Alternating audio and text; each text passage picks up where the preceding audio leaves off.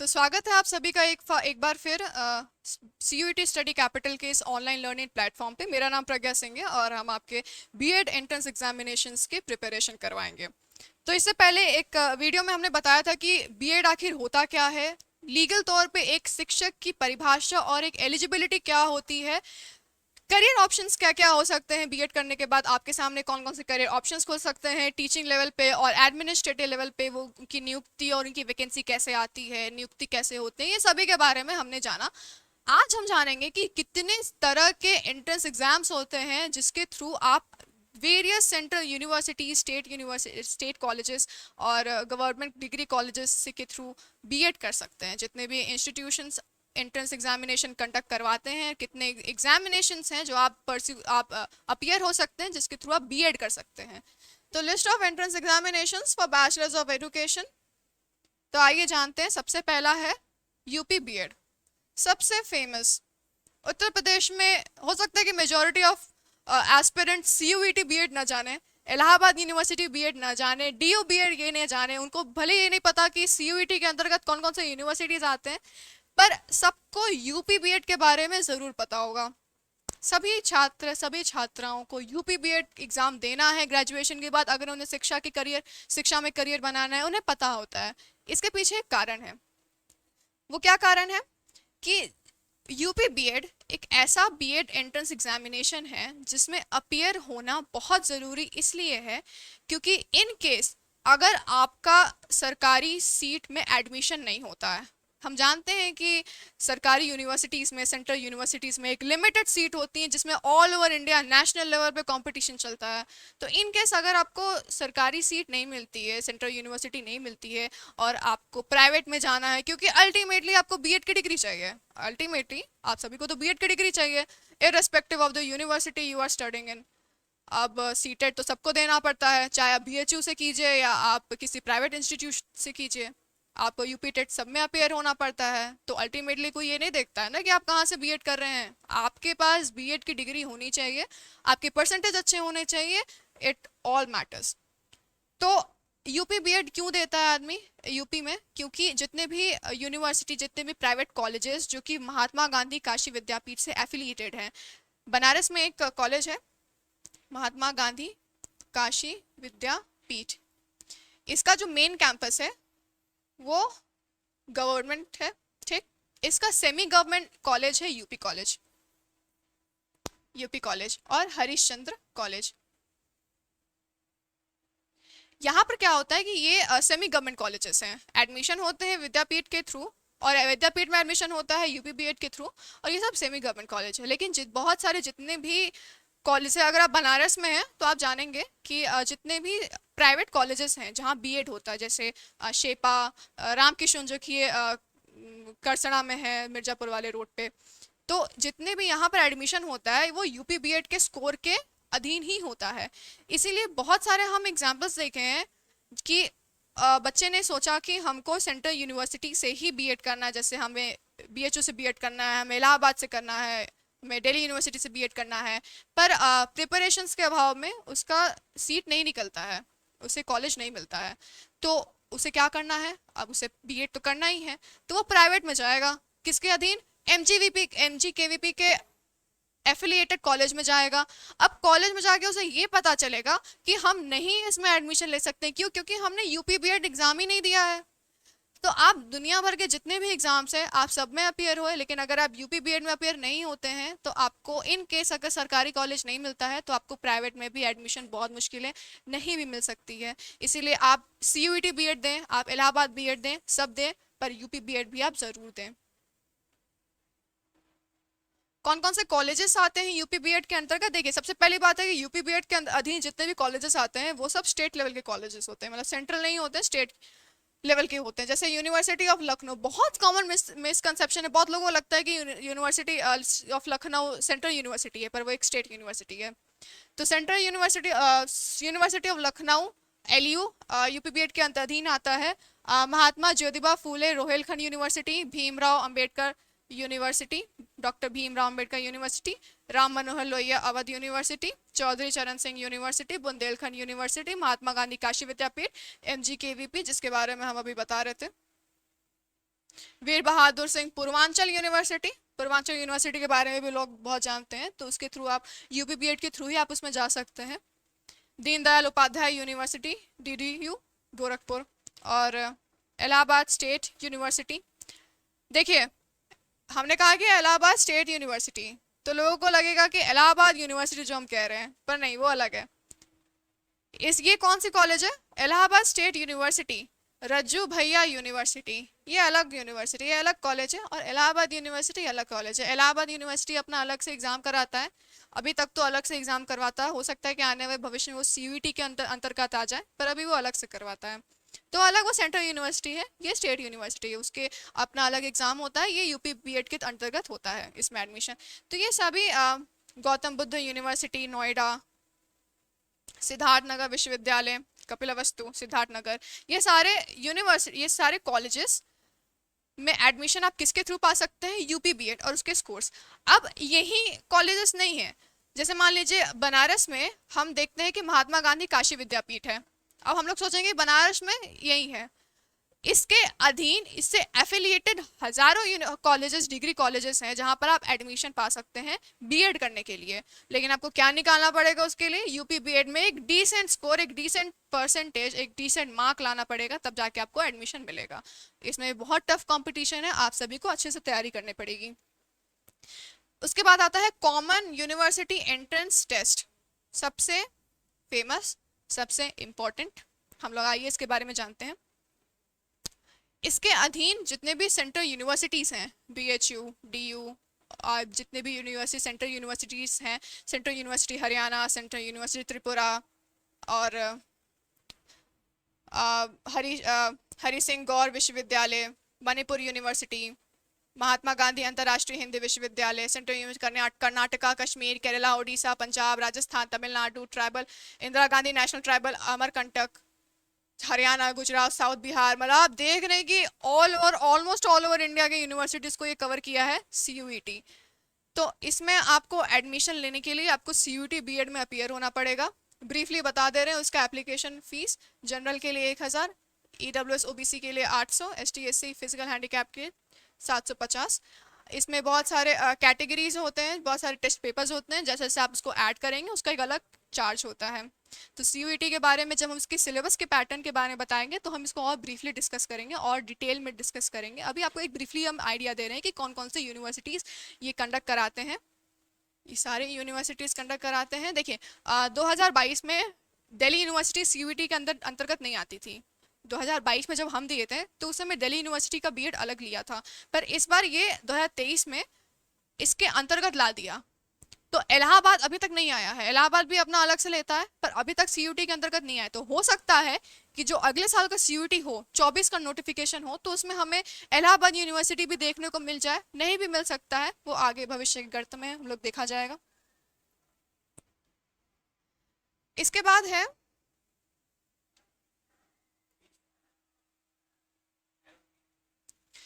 अब हम आपको एक जनरल आइडिया दे रहे हैं कि अगर आप अभी सीयूईटी 2023 के नोटिफिकेशन को अगर डाउनलोड करेंगे तो उसमें देखेंगे कि ये सारे पेजेस आप जब खोलेंगे तो आपको क्या क्या मिलेगा।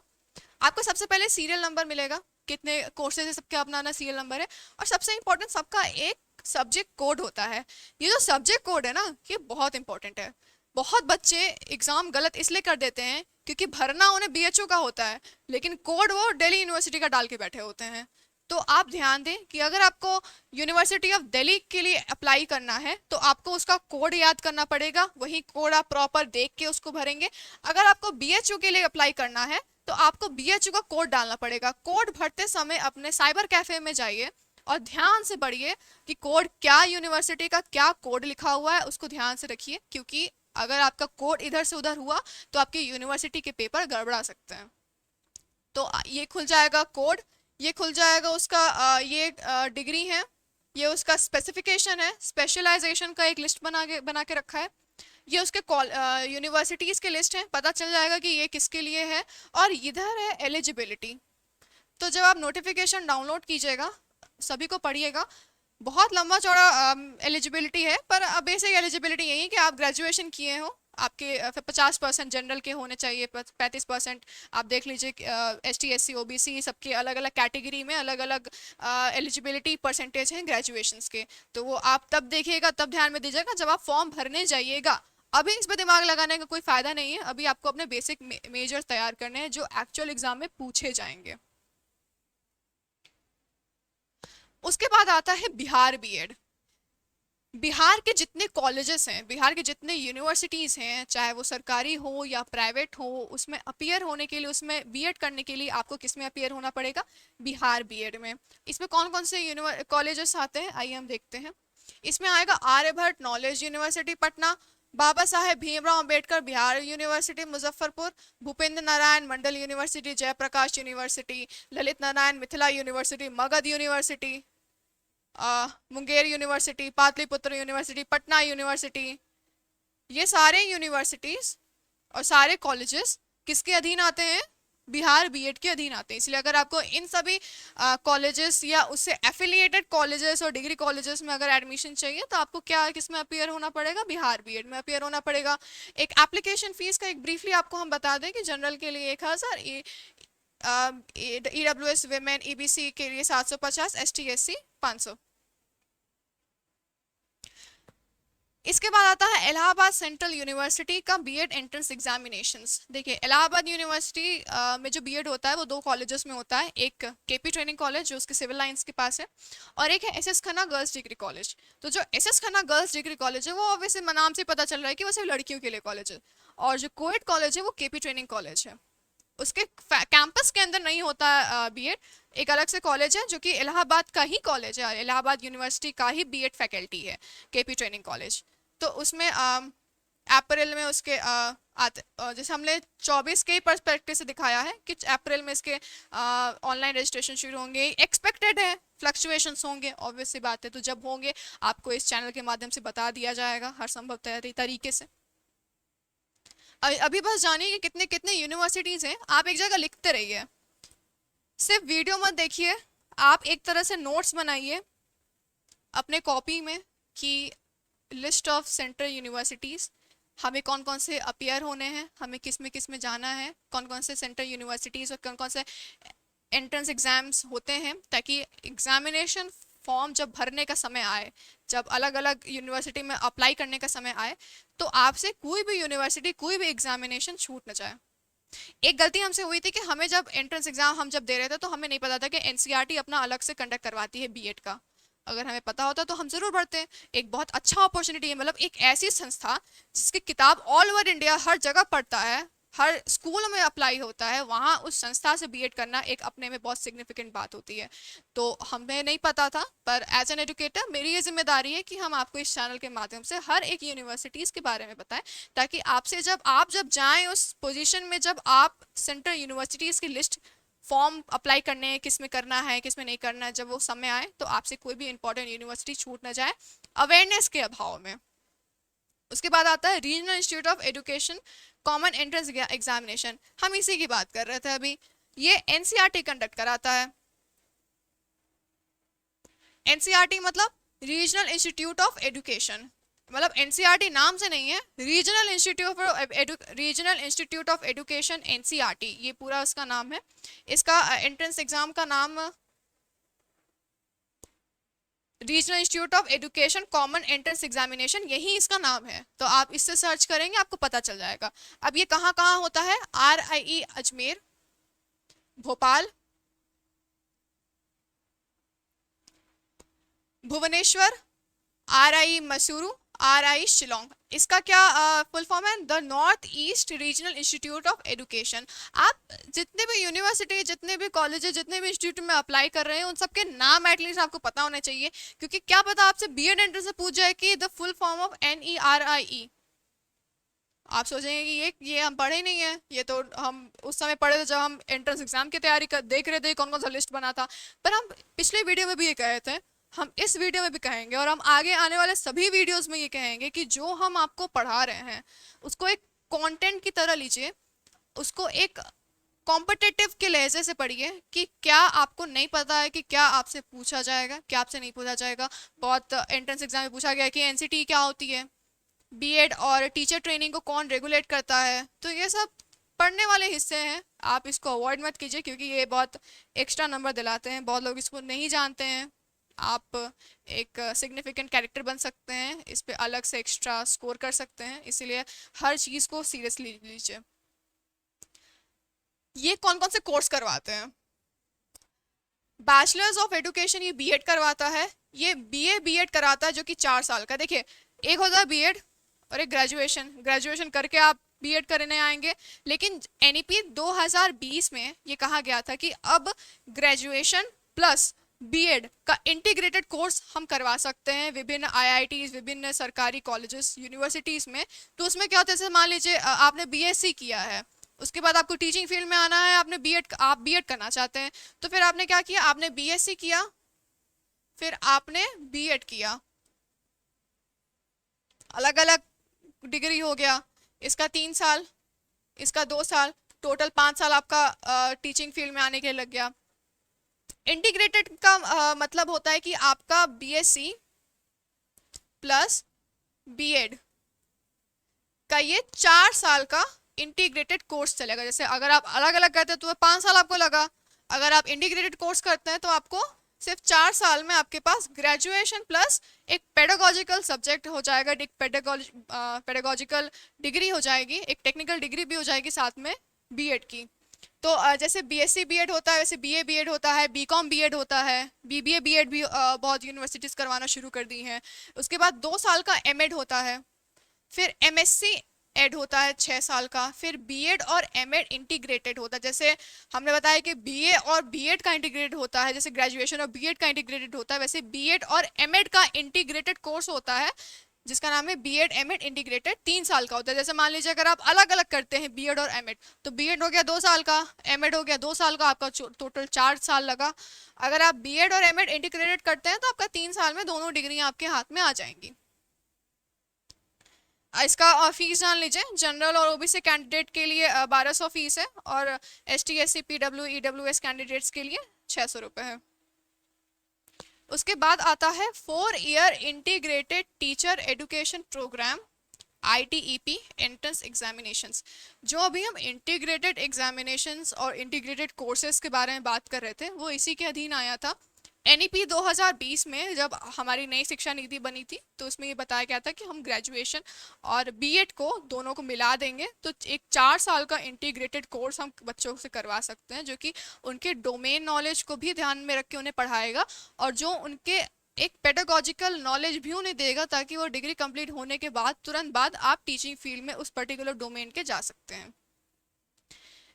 तो ये असल में होता क्या है, the national common entrance test, ये जो हमने बताया है 4 साल का इंटीग्रेटेड कोर्स, ये किस एग्जाम के अधीन आता है, national common entrance examination NCET।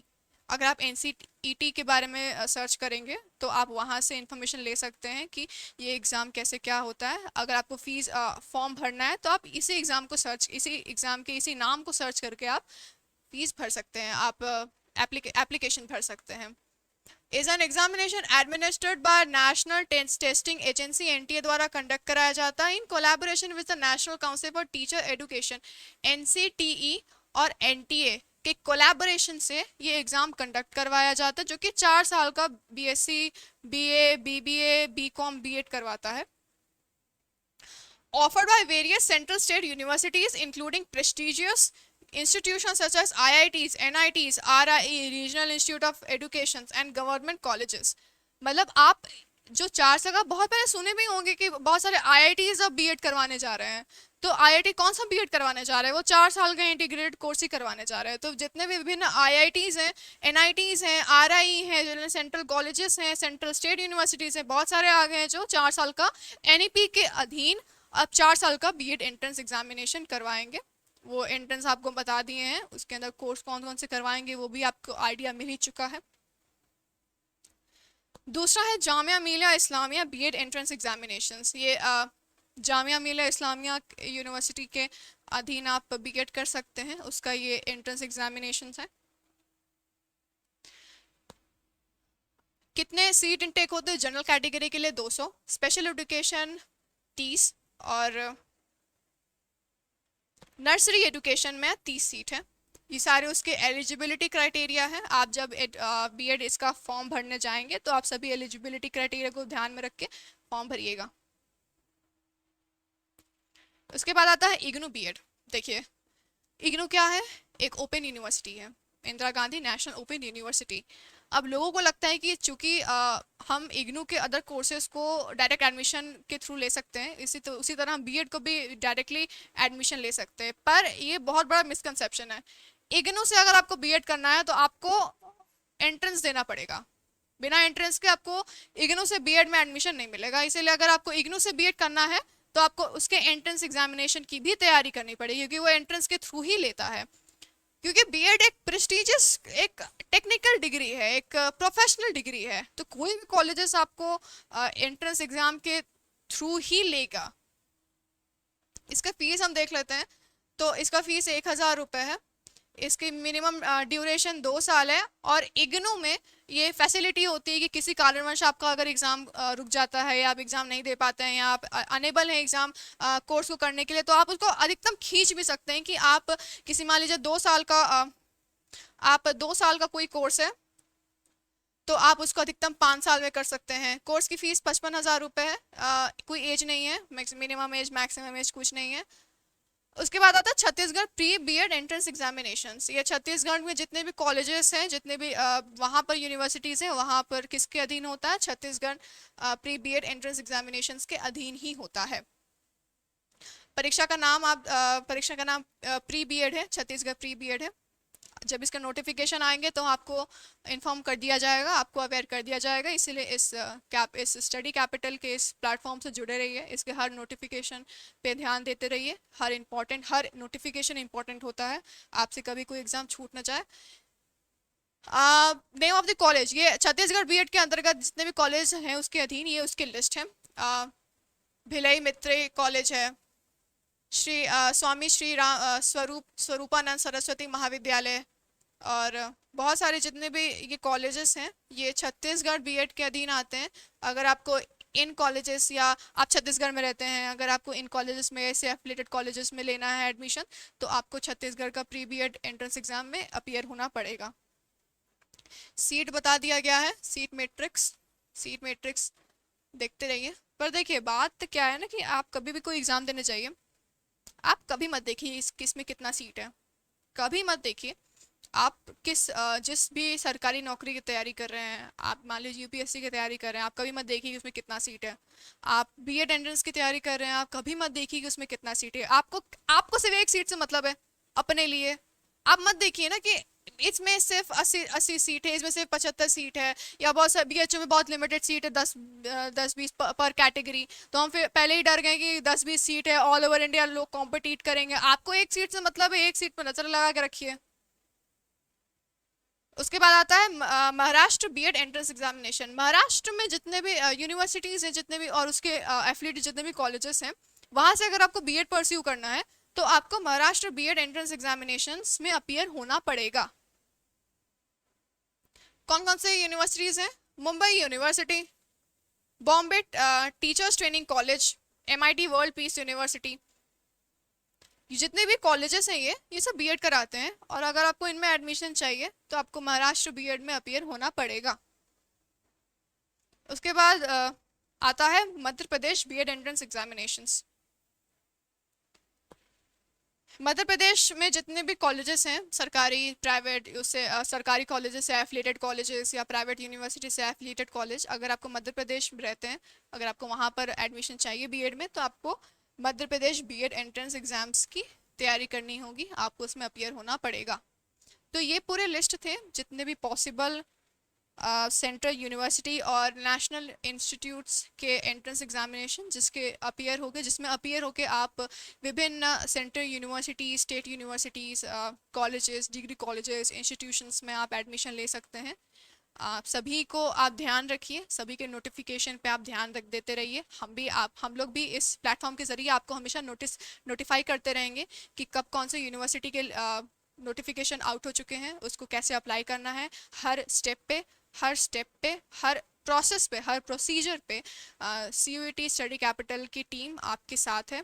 आपको गाइड करने के लिए, इसीलिए इस चैनल से बने रहिए, इस चैनल से जुड़े रहिए और हर एक नोटिफिकेशन को ध्यान से पढ़िए, समझिए, देखिए और उसको अच्छे से एक जगह लिख लिया कीजिए। हम अभी जितने भी यूनिवर्सिटी हैं, वीडियो तो हमेशा यूट्यूब पे रहेगा, चैनल पे रहेगा, पर आप एक अलग से नोट बना लीजिए कि ये सारी यूनिवर्सिटी हैं। और मान लीजिए कि आपको मध्य प्रदेश में नहीं जाना, आपको बिहार बीएड नहीं देना, तो उसको मत लिखिए, लेकिन जो आपको लगता है कि यहाँ हम जाएंगे, यहाँ हमको अलाउ किया जाएगा, या हम यहाँ जा सकते हैं, या हमको यहाँ जाने का मन है, तो वहाँ पर्टिकुलर स्टेट के बीएड एंट्रेंस एग्जामिनेशंस में भी आप अपेयर हो सकते हैं। सेंट्रल यूनिवर्सिटी के सीयूईटी के थ्रू आप जितने भी सेंट्रल यूनिवर्सिटीज़ हैं वहाँ पर एलिजिबल हो सकते हैं। तो ये वीडियो हमने बताया कि कितने एंट्रेंस एग्जामिनेशंस हैं आप अपियर हो सकते हैं। अब अगले वीडियो में हम बारी बारी करके एक एक यूनिवर्सिटी, एक एंट्रेंस एग्जाम्स के बारे में डिटेल से पढ़ेंगे कि उसमें क्या पूछा जाता है, ताकि हम एक डिटेल स्ट्रक्चर और ऑर्गेनाइज्ड फॉर्म में आपकी तैयारी करवा सकें। Thank you.